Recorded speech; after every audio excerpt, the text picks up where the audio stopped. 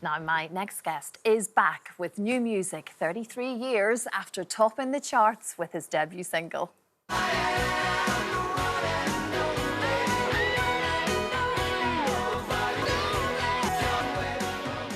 Chesney Hawkes joins us live. Wow, does that take us back, me back? Look at that little whippersnapper. One of the biggest songs of the decade, Chesney. Yeah. It was an extraordinary hit. It was a meteoric rise to fame for you off the back of that. Seems like 500,000 years ago and 5 minutes ago, all at the same time. Of course it does. Because for a long time, I mean, it took you to America. It had, you know, all over the world, really, everyone knew what this song was. And I think because it was such a huge song, and still is, people still know the song, maybe not from first time around. So it sort of feels like it has never gone away. It's passed down like a mantle, exactly, you know, and I get that. young kids like loving it now. And obviously I'm in festival season at the moment, and of course people bring their families, and I see little kids and they're singing gutted along. if you don't play that that I can't one not song. do it. I wouldn't be let off the field. Because there was about 10 years where you didn't want to. Yeah, I mean, you know, those years after that time, I kind of rebelled a little bit against it, but that didn't last, you know. It's I now embrace it completely, and it's now my friend song, yeah. It's your friend. We're mates. Yes. We're mates now. There's a little fallout, but now we're back together again. But new music and a new album coming our way. Yes. About time, Chesney. Yeah, I'm very, very excited about this album. It's full of kind of, you know, as you would expect, kick the doors down, pop bangers. Because I worked with a good friend of mine, Jake Gosling, who was responsible for early Ed Sheeran music. But there are also some songs on this album that kind of like had to be written, you know, like introspective, a little bit more reflective. And I guess when you get to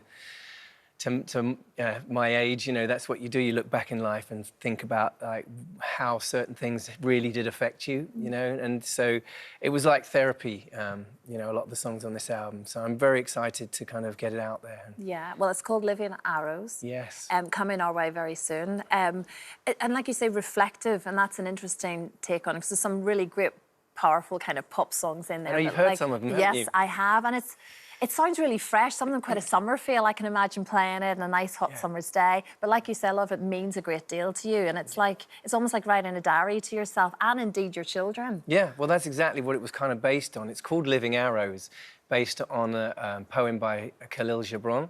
And it kind of, it equates like pulling the bow back and letting the arrows go to your children. Because, you know, my kids are all going into their 20s and that's how it feels. You have to let your children go, don't you? So it's like some of these songs, well, obviously I equate the same thing and let the songs go into the world, you know, and it's a nice kind of way of kind of a roadmap for my kids, this album. Because you've mentored a lot of young artists throughout the years, and indeed now your own children, and I know Indy, your son, it's sort of all come full circle again because he's performing with you. Yeah, my boy, bless him, he's just finished 2 years at the Brit School.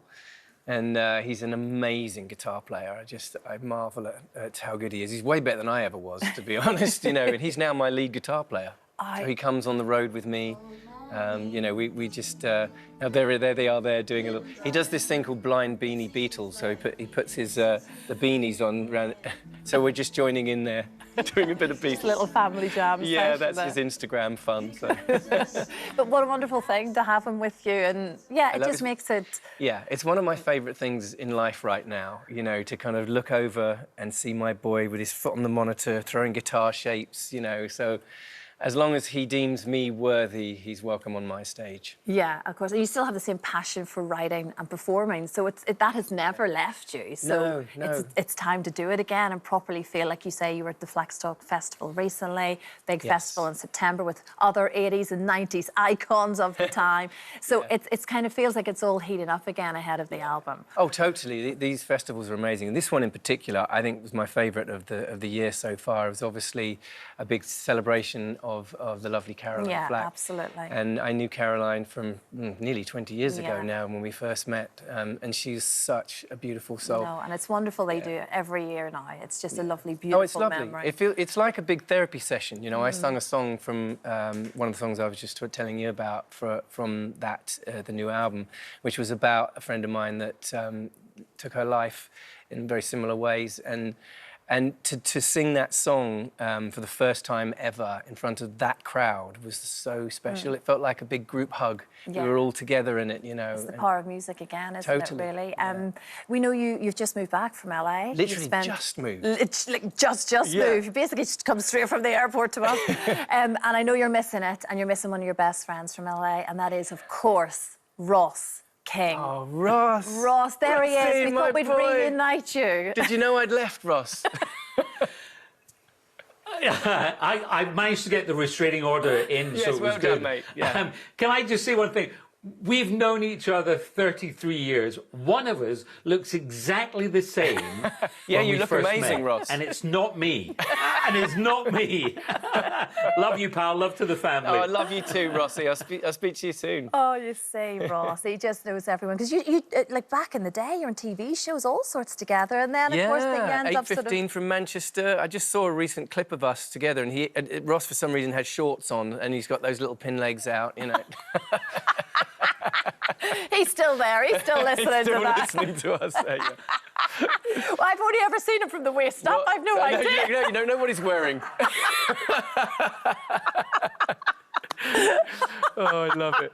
He lives in a box in Hollywood. You should see that. I've been to his box. It's a beautiful You box. have, exactly.